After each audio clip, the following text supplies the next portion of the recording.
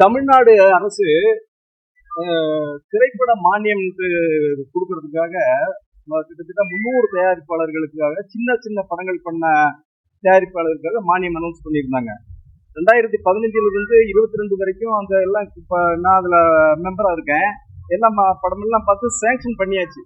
ஆனால் 20 வருஷமாக இதுவரைக்கும் அந்த ரொம்ப சிரமப்பட்ட தயாரிப்பாளருக்கு இன்னும் அந்த மானியம் சேரலை. அது விஷயமா செய்தித்துறை அமைச்சர் ராஜ்மோகன் சாரை பார்க்க வந்தேன்.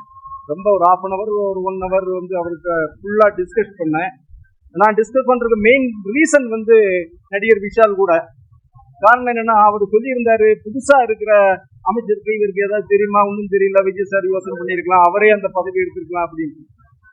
விஜய் சார் போட்டிருந்தாருன்னு அவரே சொன்னார், எல்லாமே நான் தான் அப்படிங்கிற மாதிரி சொல்லி அத்தனை பேரையும் ஆராய்ந்து தான் எல்லா அமைச்சர்களையும் போட்டிருக்காங்க, பப்ளிக்கும் தெரியும்.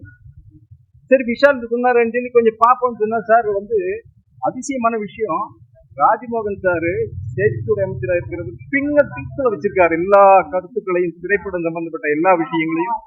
அவர் விஷால் சார் பண்ண படமும் இண்டஸ்ட்ரியுடைய பொசிஷன் ஆரம்ப காலத்தில் இது வரைக்கும் உள்ள எல்லா நிகழ்ச்சிகளையும் அவர் பண்ணியிருக்காரு.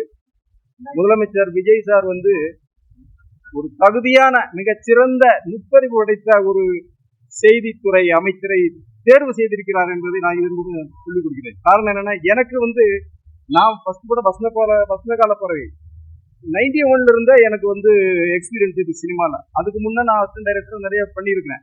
அவருடைய ஒவ்வொரு அசைவுகளும், சினிமா பற்றிய அசைவுகள் மிக சிறந்ததா இருக்குது. தயவு செய்து விஷால் இதுக்கு மன்னிப்பு தான் கேட்கணும்.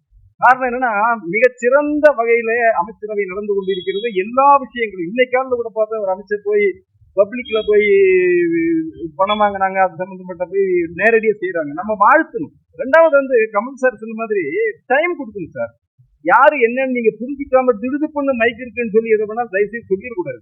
இப்ப நான் இது சொல்றது காரணமே ஒரு மிகச்சிறந்த ஒரு நுட்பறிவு படைத்த ஒருத்தரை இப்படி பேசுறது தப்புங்கிற காரணத்துக்காக நான் சொன்னேன். அது மட்டும் இல்ல, இந்த மானியத்துக்கு பாதிக்கப்பட்டிருக்கிற ஏழையாக இருக்கின்ற அந்த பாதிக்கப்பட்ட சிறுபட தயாரிப்பாளர்கள் இந்த மானியம் மிக விரைவில் கிடைக்கும் என்பதையும் அமைச்சர் அவர்கள் வாக்குறுதி கொடுத்திருக்காங்க. உடனே பையில பார்வர்ட் பண்ணியிருக்காரு. அதே மாதிரி சிஎம் சாருடைய செக்ரட்டரி செந்தில் சாருக்கும் லெட்டர் கொடுத்திருக்கிறேன். அவரும் இம்மிடியட்டா அதை ஃபாலோ பண்ணுவேன்னு சொல்லியிருக்காரு.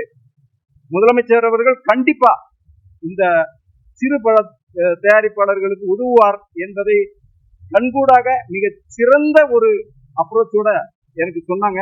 மனநிறைவாடு இருக்கு. தயவு செய்து யாரும் அவசரப்பட்டு இந்த மாதிரி வார்த்தைகளை கொட்ட வேண்டாம் என்று அன்பர்களுக்கு பண்போடு கேட்டுக்கொள்கிறேன். நன்றி, வணக்கம்.